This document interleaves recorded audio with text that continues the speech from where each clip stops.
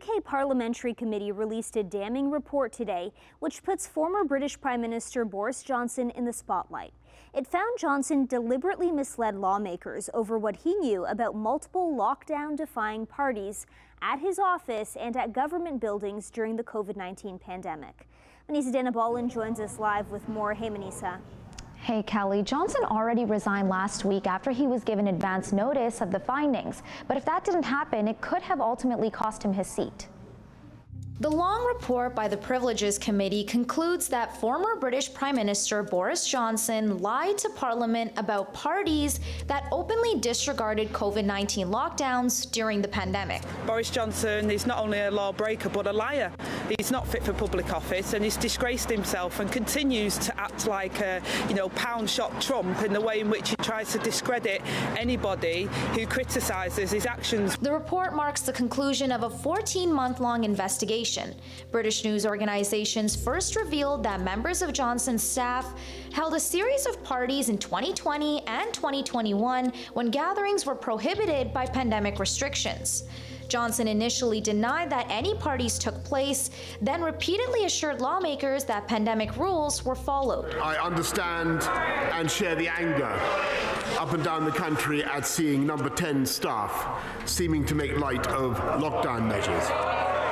And I can understand how infuriating it must be to think that the people who have been setting the rules have not been following the rules. The report also said he was complicit in a campaign to intimidate those who investigated his conduct during the pandemic. But Johnson, who already stepped down as an MP last week, called the findings deranged. Well, I think it's very smart because if he'd stayed in the House of Commons and he had been suspended for 90 days, then they could have issued a recall petition and that would have put him out of office and he would have had to try and stand for re-election if he had been chosen to. And it's a very, very harsh punishment. The partygate scandal angered the public and was among the reasons for his downfall as Prime Minister when he resigned last year. It is clearly now the will of the Parliamentary Conservative Party that there should be a new leader of that party and therefore a new Prime Minister. Public opinion on Johnson dropping even lower following the results of the report. I just don't like him at all. I never liked him to begin with, and now I just feel like he just shows time and time again how much of a buffoon he is. Earlier today, UK Prime Minister Rishi Sunak avoided questions about Johnson. So you're talking about a report that I haven't seen, no one has seen yet. It wouldn't be right to comment on it before that's happened, and these are matters for the House of Commons, and Parliament will deal with them in the normal way that it does. So it's causing a bit of a headache for Rishi Sunak.